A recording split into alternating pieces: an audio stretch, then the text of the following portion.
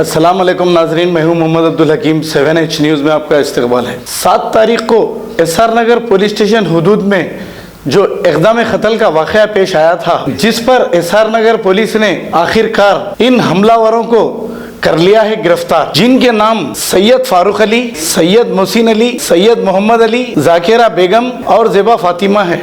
नाजरीन, एसआर नगर police station हुदूद में बीच road पर खातिलाना जो हमला किया गया था, बड़ी शर्मनाक वाक़या था। ये मंसूबाबंद तरीके से हमला किया गया। आखिरकार डीसीपी AR श्रीनिवास ने प्रेस मीट करते हुए तमाम तफसीलात बताई है और इन सभी को अदालती तहवील में दे दिया है। आइए देखते हैं हमारे नुमाइंदे की ये रिपोर्ट।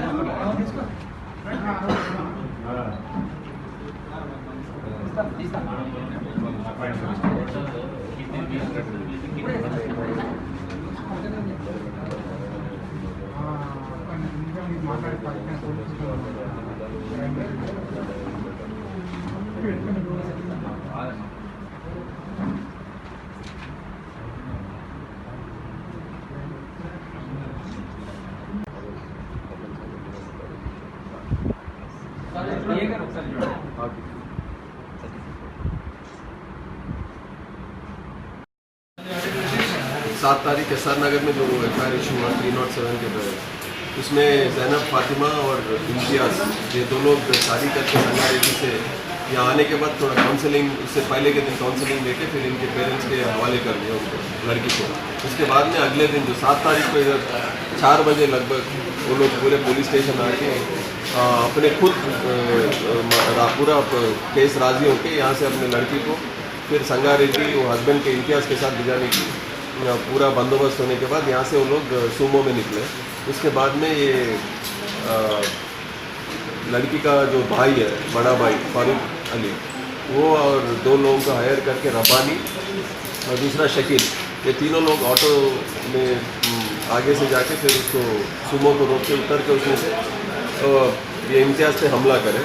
उसने एक चाकू जो आदमी रब्बानी स्टार्ट किया वो चाकू से, वो चाकू रिकवर करे और उसमें 6 लोग को आज अरेस्ट करे और रब्बानी और शकील जो 2 अदर अक्यूज़ है उनको और अरेस्ट करना है। आज इन सब लोगों को 6 लोगों को अरेस्ट करके आज जुडिशल कस्टडी में रिमांड किया। तो उनका मन में था, मतलब वो भाई जो था पुलिस स्टेशन में, यहाँ आने के बाद वो भाई पुलिस स्टेशन नहीं आया, बाकी सब लोग पुलिस स्टेशन आए, भाई अकेला बाहर था, वो रब्बानी और 2 लोग।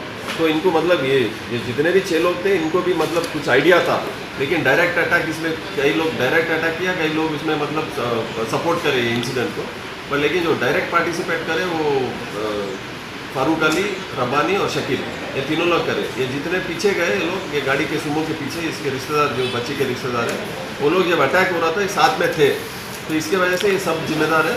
उसमें 6 लोग और 3 लोग जो भी है उसको सब 8 लोग है पूरे, ये 8 ऑफेंडर्स को अरेस्ट करेंगे। उसमें 6 लोग आज अरेस्ट हुए, 2 लोग को अरेस्ट कर। लेडीज़ का क्या रोल है सब इसमें?